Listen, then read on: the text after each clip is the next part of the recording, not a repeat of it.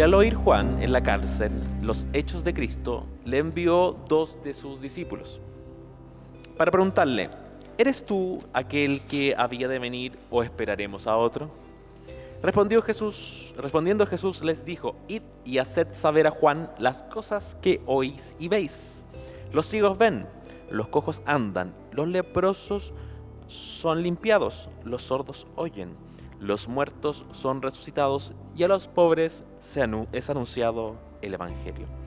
Y bienaventurado el que no haya tropiezo en mí. Mientras ellos se iban, comenzó Jesús a decir de Juan a la gente: ¿qué saliste a ver al desierto? ¿Una caña sacudida por el viento? ¿O qué salisteis a ver? ¿A un hombre cubierto de vestiduras delicadas? He aquí los que llevan vestiduras delicadas en las casas de los reyes están. Pero, ¿qué salisteis a ver? ¿A un profeta? Sí os digo, y más que profeta, porque este es de quien está escrito: he aquí yo envío mi mensajero delante de tu faz, el cual preparará tu camino delante de ti. De cierto os digo, entre los que nacen de mujer no se ha levantado otro mayor que Juan el Bautista, pero el más pequeño en el reino de los cielos mayor es que él. Señor, bendiga su palabra en nuestras vidas. Mi palabra de saludo para todos ustedes en este día. Que la gracia y la paz de nuestro Dios y del Señor Jesucristo llene nuestros corazones en el Espíritu Santo y me dé a mí gracia para conversar unos minutos sobre esta lectura que hemos hecho de la Escritura. Lo que estábamos leyendo acá, lo que está relacionado también con la lectura que hizo nuestro hermano Esteban, mi tocayo, ¿no es cierto? Los Salmos, ¿no es cierto?, en el libro de Santiago, tiene que ver con los profetas, ya con este paso entre la época de los profetas a el ministerio de Jesús, al ministerio de nuestro Señor. En el libro de Hebreos, el libro de Hebreos parte diciendo que Dios, habiendo hablado antes, de muchos modos, de muchas formas, a través de sus siervos y siervas, por cierto, los profetas,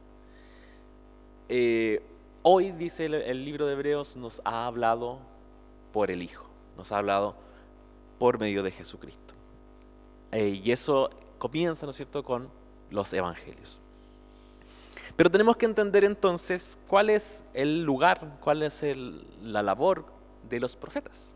Ya, entonces, porque el libro de Hebreos dice: antes Dios nos había hablado a través de sus siervos y siervas, los profetas. La verdad que la historia de los profetas, ustedes la pueden leer en todo el Antiguo Testamento. Hay diversas personas, hombres y mujeres, que llevan el título de profetas. Unos más recordados que otros. Algunos hablan, por ejemplo, en el Antiguo Testamento de los profetas mayores, los profetas menores, pero eso de mayor, menor, tiene que ver con el tamaño de sus libros, ¿no? Hay libros de profetas mucho más grandes, ¿no es cierto?, que otros.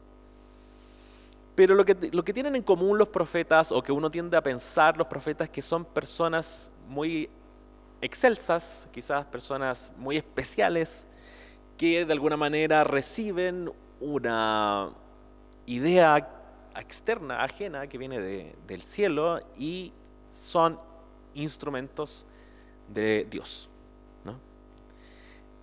Y esa percepción no es una percepción infundada, pero no es del todo correcta. ¿Por qué? Porque en realidad los profetas, o los que cumplen esta labor, la mayoría de ellos son personas muy comunes. Ya hay profetas de todo tipo en el Antiguo Testamento. Personas que a lo mejor eran criadas en la élite de su propia época, como podría ser Daniel. Personas que a lo mejor no, sino que eran personas muy sencillas, como podría haber sido José. Hay hombres y mujeres entre los profetas, ¿no es cierto? Está Ruth, está Esther, está Débora, está Hulda. Hay muchas, hay personas de distintas profesiones. Algunos eran a lo mejor comerciantes, algunos efectivamente eran jueces de Israel, tenían algún cargo espiritual, algunos a lo mejor era de una tribu, de la tribu de Leví, de la tribu de Judá, tenían un rol espiritual, pero en realidad no hay un patrón para saber quién tiene pinta, quién tiene la calidad de decir, uy, este parece que es profeta. Lo que tienen en común los profetas, queridos hermanos y hermanas, es la denuncia. Los profetas son personas que contrastan su realidad, la realidad de su momento, de su ciudad, de su sociedad, de su, como quien dice, el lugar donde ellos les tocó vivir, lo contrastan con la justicia de Dios y dicen, esto no está bien. Esa es en verdad la actitud de un profeta. Claro, uno lee el Antiguo Testamento y ve que dice, vino a mí, y estaba yo un día en el campo, estaba yo un día no sé, en la corte del rey, estaba en la ciudad, y vino a mí palabra del Señor diciendo, ¿no es cierto? Y uno dice, es una revelación tan especial, tan particular. Pero la verdad es que todo el tiempo lo que los profetas están viendo, ellos no están con los ojos cerrados al momento de profetizar. Al contrario, los profetas están con los ojos muy abiertos y están viendo las injusticias, están viendo las opresiones de las ciudades y están proclamando la justicia de Dios. Por eso, queridos hermanos y hermanas, a los profetas no les va muy bien. Los profetas, muchos de ellos son perseguidos, muchos de ellos son asesinados, muchos de ellos son encarcelados, muchos de ellos son incomprendidos y solo son reivindicados mucho después, cuando el pueblo se da cuenta de lo que habían vivido, de lo que ellos habían dicho y de lo que había pasado. El caso de Juan el Bautista es exactamente así, eso es lo que estamos leyendo. Juan el Bautista era un predicador algo alocado. ¿Por qué? Porque él andaba en el desierto, ¿no es cierto? Vestía de ropas sencillas, comía miel. Ahí ustedes lo van viendo que en realidad Juan el Bautista no es una persona como con la cual quizás uno se juntaría. Juan el Bautista y estaba enfrentando, porque Juan el Bautista veía a los soldados romanos y le decía a los soldados romanos, confórmate con tu salario. Y no se lo decía porque, digamos, predicara que el salario, que debo conformarme con mi salario. Lo que estaba diciéndoles es, no reciban soborno. Porque eso es lo que los que tienen, no siempre, pero existe corrupción entre las personas que tienen poder, ¿no es cierto? Entonces, como su salario a lo mejor no les gusta, no les es suficiente, reciben soborno. Entonces Juan el Bautista, ese era su mensaje. Vio al rey, ¿no es cierto?, que estaba en adulterio y también le dijo que estaba en adulterio. Veía al pueblo y les anunciaba la justicia, la necesidad de ajustar su conducta. En ese sentido, Juan el Bautista era un predicador duro, era un predicador fuerte. ¿Ya? ¿Y quién creía en él? Bueno, no los líderes religiosos, los que creían en él era el pueblo el que creía en Juan el Bautista. Entonces, queridos hermanos y hermanas, aquí se da este diálogo de transición en la cual Juan cae preso. Juan cae preso y es bien institucional el diálogo porque manda a sus discípulos a preguntarle a los discípulos de Jesús para que le dijeran a Jesús, bueno, ¿eres tú al que estamos esperando? ¿Tú eres el Mesías? ¿Eres realmente tú el que habría de venir? Y ahí Jesús le responde con la misma respuesta. Les dice, bueno, no les voy a responder diciéndote que sí, te voy a decir, mira lo que estoy haciendo. He aquí que son los ciegos ven, los cojos andan, los leprosos son limpiados, los sordos oyen, los muertos son resucitados y a los pobres es anunciado el Evangelio. Lo que Jesús le responde es que hay justicia de Dios, hay restauración de Dios, hay cambio, hay liberación del dolor. Por lo tanto, estoy en esta continuidad.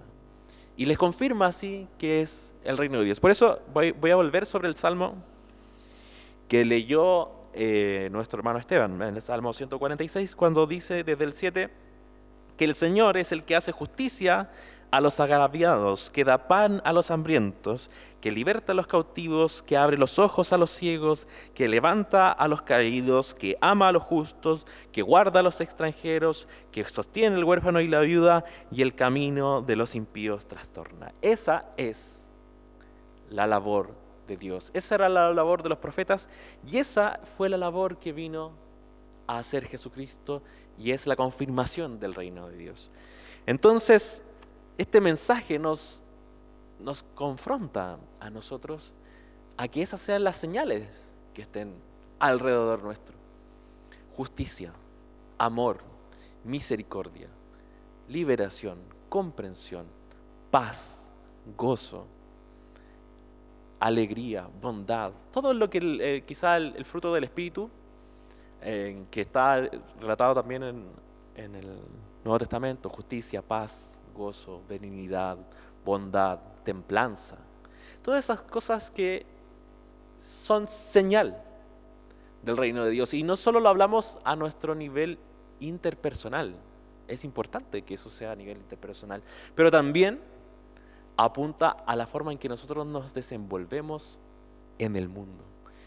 Porque todos tenemos que participar, queridos hermanos, del trabajo, tenemos que participar de la villa, de la comuna, bueno, hoy día de las elecciones, participamos de nuestra nacionalidad, participamos de distintas actividades comunitarias, a lo mejor pertenecemos a un grupo de deportistas, de scout, quién sabe. En alguna actividad estamos, siempre. El ser humano no es un ser humano solitario. El ser humano participa de estructuras sociales. Y ahí es donde nosotros anunciamos también el reino de Dios, preocupándonos de esta justicia, preocupándonos de esta misericordia. Nosotros no podemos ser quienes oprimen al extranjero. Nosotros no podemos ser quienes juzga o ignora al que está sufriendo. Nosotros traemos con nosotros el reino de Dios. Traemos el mensaje de salvación de Jesucristo. Por eso, queridos hermanos, Jesús hace esta reflexión sobre Juan y dice: ¿a quién fueron a ver ustedes? A un hombre vestido de trajes excelentes, con corbata, con ropas delicadas, con ropas caras. Eso están en los palacios de los gobernantes, ¿no? Ustedes lo que salieron a ver fue a un hombre sencillo. Pero este hombre sencillo, dice, es el más grande entre todos los que han nacido de mujer. ¿Por qué? Por lo que él estaba haciendo. Y a lo mejor nosotros podemos ser también personas sencillas o podemos estar en un excelente puesto entre autoridades. No sabemos.